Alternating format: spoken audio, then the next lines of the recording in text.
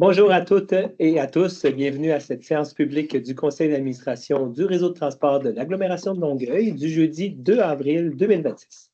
Avant d'aborder l'ordre du jour, j'aimerais prendre un moment pour revenir sur quelques actualités importantes pour notre organisation et pour nos usagers. Tout d'abord, le 18 mars dernier a marqué la journée de reconnaissance dédiée à nos chauffeurs et chauffeuses d'autobus ainsi qu'à nos membres du personnel d'entretien. L'équipe de direction du RTL s'est donc rendue dans les garages de Longueuil et de Saint-Hubert, ainsi qu'au terminus Longueuil. Cette tournée a permis de remercier les équipes pour leur engagement essentiel à la réalisation de notre mission. Chaque jour, leur professionnalisme, leur rigueur et leur sens du service contribuent directement à offrir un transport collectif sécuritaire et humain à toute la communauté. Une belle occasion de reconnaître concrètement leur contribution et de réaffirmer l'importance de leur rôle. Grand merci. Le 31 mars, le RTL a tenu une séance de consultation publique pour présenter une proposition de réseau transformé dans les secteurs RST et MNO à Brossard. Plus de 160 personnes ont participé à cette rencontre en présentiel et nous avons reçu plus de 600 commentaires et suggestions en ligne. Je profite donc de l'occasion pour remercier tous les participants et sachez que le RTL prendra en compte l'ensemble des commentaires et suggestions reçus. En effet, dans les prochaines semaines, nos équipes vont consolider et étudier l'ensemble de l'information recueillie et ajuster les propositions d'origine afin qu'elles tiennent compte des besoins exprimés par les usagers. Revenez visiter notre site Web cet été pour découvrir le réseau transformé à Brossard. Les transformations seront effectives dès le 24 août 2026. Je souhaite également mentionner que des modifications de services entreront en vigueur à compter du 6 avril prochain. Ces ajustements toucheront plusieurs lignes du réseau et visent avant tout à améliorer la fluidité des déplacements et l'expérience des usagers.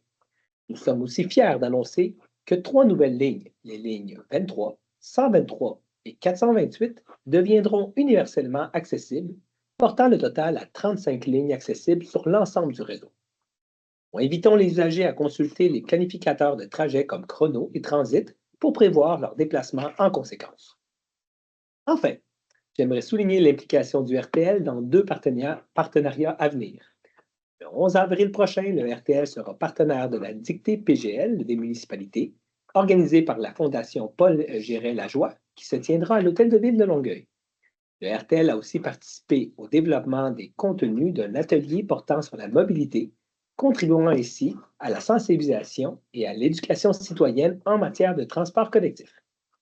Du 23 avril au 3 mai, le RTL participera également au défi sportif Altergo. À cette occasion, nous assurerons le transport des athlètes et des personnes accompagnatrices en transport adapté. Ce partenariat s'inscrit pleinement dans notre volonté de soutenir l'inclusion, l'accessibilité et la participation sociale. Voilà. Alors, nous allons maintenant passer au point 1.2, l'adoption de l'ordre du jour. Alors, il y aurait lieu pour le Conseil d'adopter l'ordre du jour tel que présenté. Alors, j'ai besoin de proposeurs. Je vais proposer. Merci, Mme Bellacha, appuyé par... Je vais l'appuyer, M. le Président. Merci, Mme Delisle. Alors, nous avons maintenant passé à la période de questions transmises par courriel. Donc, nous en avons reçu une de M. Frédéric Soriol, chauffeur du RTL. Alors, j'en fais la lecture. Alors, voici comme ceci. Quel est le plan de l'ARTM, le RTL et la ville de Boucherville concernant le futur du transport collectif dans cette ville? Est-ce qu'il y aura des modifications de services importantes?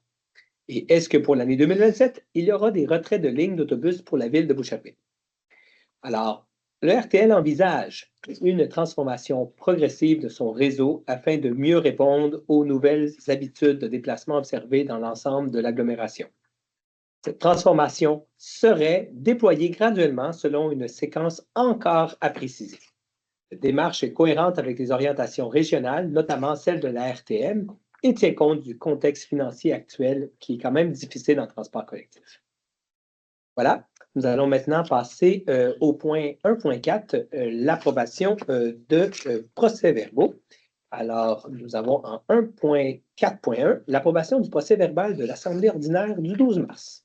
Alors, considérant que copie du procès-verbal du 12 mars 2026 a été remise à chaque membre du conseil d'administration, il y aurait donc lieu pour le conseil d'approuver, tel que présenté et rédigé, le procès-verbal de l'Assemblée ordinaire du 12 mars 2026. Merci. J'ai besoin de proposeurs. Je le propose, Monsieur le Président. Merci, M. Kaminaris. Appuyé par? Khadija, j'appuie. Merci, Mme Chougui. Alors, c'est adopté. Passons maintenant à la rubrique Biens matériels et services. Nous avons en 2.1 l'engagement financier du RTL dans le cadre d'une demande de subvention au programme de soutien à la gestion des matières organiques dans le secteur des industries, commerces et institutions. En considérant les modalités du programme de soutien à la gestion des matières organiques dans le secteur des industries, commerces et institutions de Recyc Québec, considérant que le réseau de transport de Longueuil a élaboré un projet visant l'acquisition de 2 déshydrateurs pour les centres d'exploitation du Vieux-Longueuil et celui de Saint-Hubert, il y aurait donc lieu pour le Conseil d'autoriser l'engagement financier du RTL dans le projet en y investissant un montant de 56 056 $. Merci. Alors, comme proposeur, je peux avoir. Oui, j'aimerais faire la proposition. Merci, Mme Allard, et appuyé par. Je vais l'appuyer. Merci, Mme Belaïcha. C'est adopté. En 2.2, nous avons une session de contrat, inspection, entretien et réparation des systèmes de protection incendie. Alors, considérant que l'entreprise Prévention Incendie Safety First Incorporée a été l'objet d'une fusion avec l'entreprise du même nom, Prévention Incendie Safety First, considérant que l'autorisation de cession permet la continuité de la fourniture des services, alors il y a lieu pour le Conseil de consentir à la cession et au transfert à Prévention Incendie Safety First des contrats CA 5145 et CA 5146 intervenus entre le RTL et Prévention Incendie Safety First, soit la nouvelle entité, laquelle rencontre toutes et chacune des conditions qui sont prévues au document contractuel. Merci, Mme Bouchard. Alors, j'aurai besoin de proposeurs. Oui, je vais le proposer, Monsieur le Président. Merci, M. Joly, appuyé par. Je vais seconder mon collègue, monsieur. Mme Delille, vous l'appréciez, c'est adopté.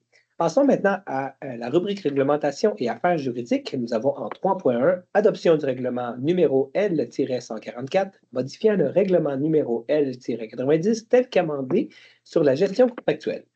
Alors, considérant qu'elle entre en vigueur le 1er avril 2026 de la nouvelle loi sur les contrats des organismes municipaux, qu'il y a lieu d'ajuster le règlement sur la gestion contractuelle avec les dispositions de cette nouvelle loi, notamment pour y inclure des mesures favorisant l'acquisition éco-responsable.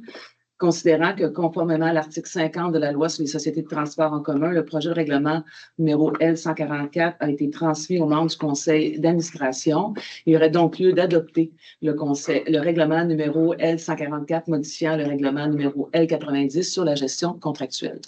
Merci. Alors, comme proposeur, je vais avoir besoin. Je propose, Monsieur le Président. Magnifique. Merci, Mme Dion, appuyé par.